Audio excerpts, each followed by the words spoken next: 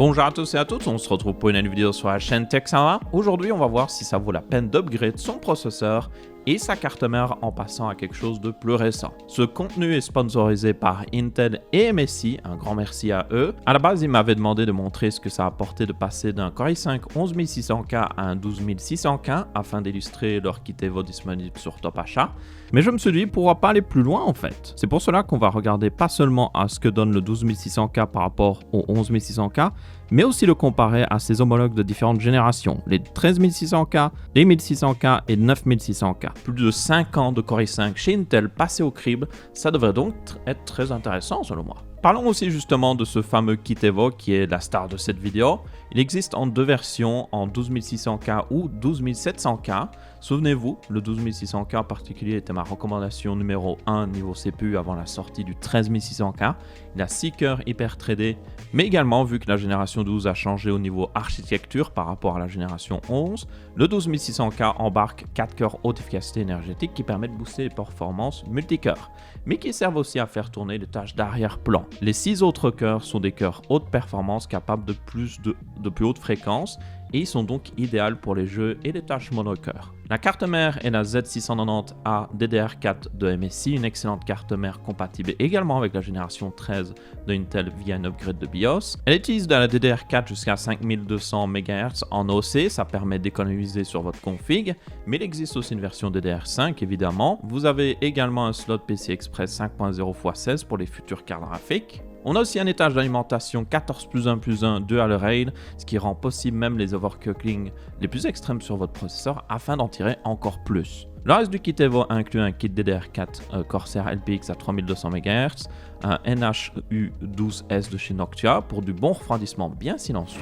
Pour faire nos tests de performance, nous allons utiliser plusieurs cartes mères chez MSI, passant du Z690 que je vous ai présenté, Z590 et finalement Z390. Je parle de test ici, mais je rappelle que cette vidéo est sponsorisée, donc ne pas prendre cette vidéo comme un test, même si Intel m'a laissé carte blanche au niveau de ce que je fais ici. Toutes les configs utiliseront les mêmes composants, y compris de la DDR4 pour même les 12600K et 13600K. Le but ici est de voir quel est le gain juste en changeant de processeur et ou la carte mère également. Pour la carte graphique, on va utiliser la RTX 3080 et la résolution des jeux sera du 1080p. On veut ici plus facilement voir les différences entre les différents processeurs en jeu, mais aussi je tiens à rester réaliste au niveau GPU, donc pas de 4090 ici. J'utilise comme chauffage central de toute manière. On va regarder aux performances en production via Blender et Cinebench R23 également. Passons aux performances en jeu vidéo. Afin de simplifier la lecture, je vous montre un graphique ici qui résume les performances en pourcentage. Tout est basé sur le 9600K à 100%. Ce que je remarque le plus au niveau des performances, c'est le saut justement entre la génération 11 et la génération 12. Alderneck qui a vraiment repoussé les performances en jeu avec cette génération. Mais même de la génération 12 à 13, vous pouvez avoir un gain qui n'est pas négligeable franchement. En partie dû à l'augmentation de fréquence sur Raptor Lake, à l'augmentation du cache, au niveau des cœurs et aussi à l'optimisation du processus de fabrication. On peut voir aussi à quel point la génération 10 et 11 étaient assez proches au niveau performance. Une chose est sûre, il n'y a aucun doute que si vous aviez un processeur avant la génération 12, vous profiterez d'un bon de performance en passant au 12600K ou même au 13600K. Ensuite, nous avons les performances dans les programmes Pro. C'est ici que les gains sont les plus importants. Après tout, Intel a pas mal bossé sur les performances multicœurs qui profitent plus aux applications Pro forcément. On voit par exemple que sur Cinebench R23 Single, donc un seul cœur CPU, le score augmente de manière assez linéaire jusqu'à la génération 12 où on a un saut important de performance avec le 12600K. Mais si on regarde le score multicœur sur tous les cœurs justement, alors là c'est limite comique à quel point le score augmente.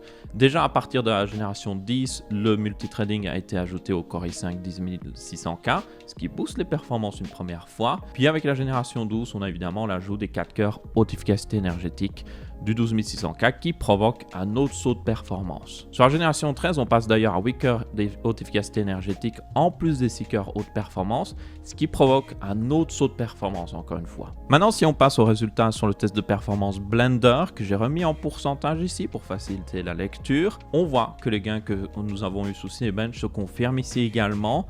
Le 12600K est par exemple 256% plus rapide que le 9600K. Autant le dire tout de suite, si vous bossez sur votre PC et que vous upgradez ici, vous aurez un gain de performance important. En conclusion, ça confirme mes recommandations de ces dernières années. Le 12600K était déjà depuis sa sortie ma recommandation numéro 1 niveau processeur et il n'a été que détrôné que très récemment avec la sortie du 13600K. Je n'ai donc aucun mal à vous recommander l'un ou l'autre pour upgrade votre PC. Il existe d'ailleurs des kits Evo avec les 13600K et 13700K. Mais même, juste les kits avec le 12600K et le 12700K sont très intéressants.